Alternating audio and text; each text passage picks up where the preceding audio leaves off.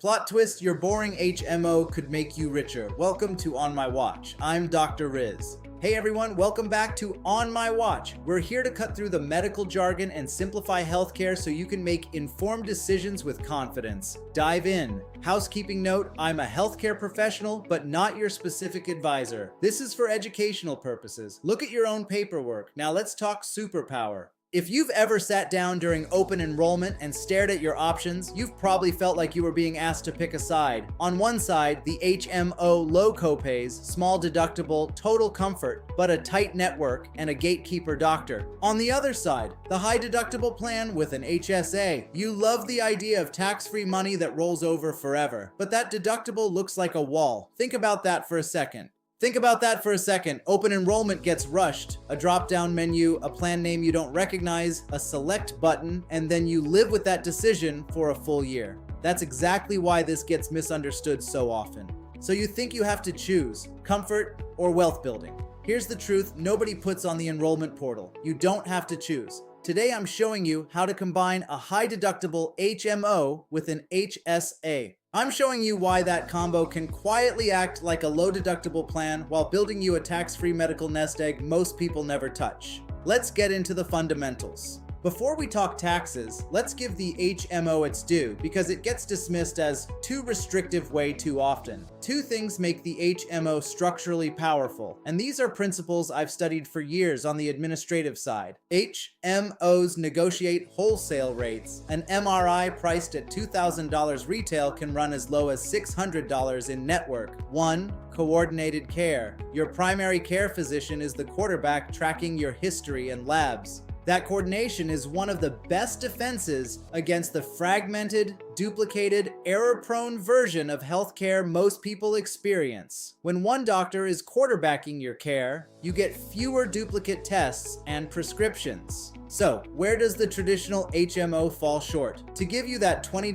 copay and a tiny deductible, it charges a high monthly premium every single month, whether you use it or not. That premium is gone. It's rent. From an administrative standpoint, it's an inefficiency baked into the traditional model for the healthy. Picture two neighbors. One goes 15 times, one goes 0. They pay the same. The healthy neighbor funded the other. The healthy neighbor just funded part of the other neighbor's care. That premium dollar has zero chance of ever coming back to you. The strategy I want to hand you today keeps everything powerful and stops the leak.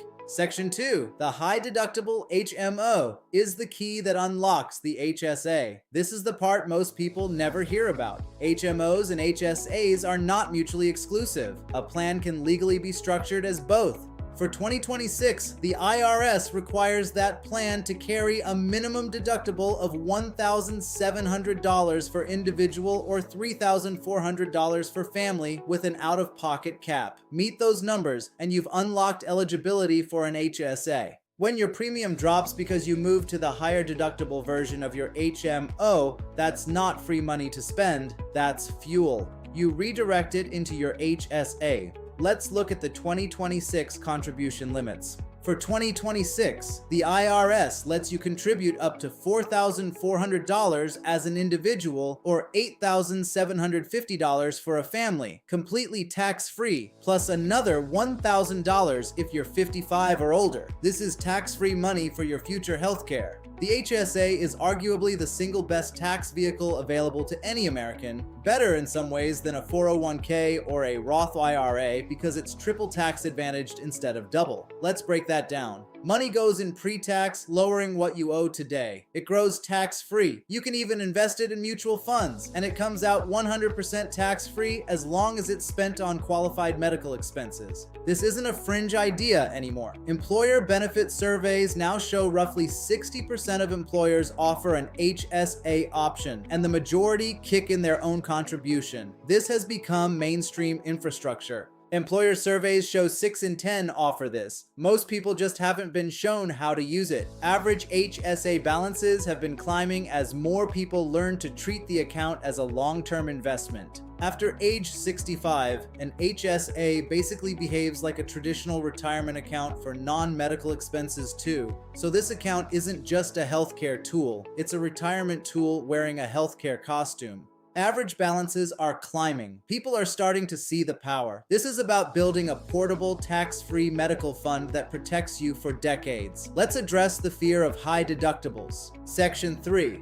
The disguise. You might say, Dr. Riz, a high deductible sounds terrifying. I don't want to pay thousands before insurance helps. That's reasonable, but let's walk through what actually happens. Preventive care is always free, full stop, by federal law, even on a high deductible plan, as long as you stay in network. That includes physicals, immunizations, and standard cancer screenings. $0. Second, let's say you do get sick. A routine sinus infection. The negotiated HMO rate might be $150. You owe that $150, but you don't reach for your checking account. You pull out your HSA card. Because that money went in pre-tax, you're effectively paying with dollars that cost you roughly 30% less than take-home pay. Your HSA absorbs the hit using money you already set aside from premium savings. Let's scale that up to a family. A family of 4 might have pediatric checkups, a sprained ankle, and prescriptions. All of that is billed at negotiated rates and paid tax-free from the HSA. All of that can be paid tax-free while the family deductible contribution keeps building. On a traditional plan, the insurer keeps the unused premium. On the HMO plus HSA, the unused money stays yours forever.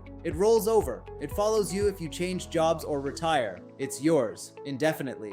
Let's put this together with a full year example because this is where the strategy proves itself. Section 4. Running the real numbers. Say the traditional HMO costs $6,000 more a year in premium. Move that to your HSA. Even after sick visits and an urgent care trip, thousands of dollars are still sitting in your account at year's end, untouched. Multiply that across 5, 10, 20 years, and you're not just saving money, you're building a second retirement account earmarked for medical costs. This is why financial planners say, max the HSA. The balance isn't just adding up, it's compounding. You're building healthcare capital. Navigating this system isn't about defaulting to the safe-sounding option, it's about ownership. Next enrollment period, don't scroll past the high deductible options. Look for the HSA eligible badge. Run the numbers. Take control. No one cares about your health more than you. Like and subscribe. Stay informed. I'll see you next time. Stay informed and stay out of trouble. I'll see you next time. Thank you for watching On My Watch.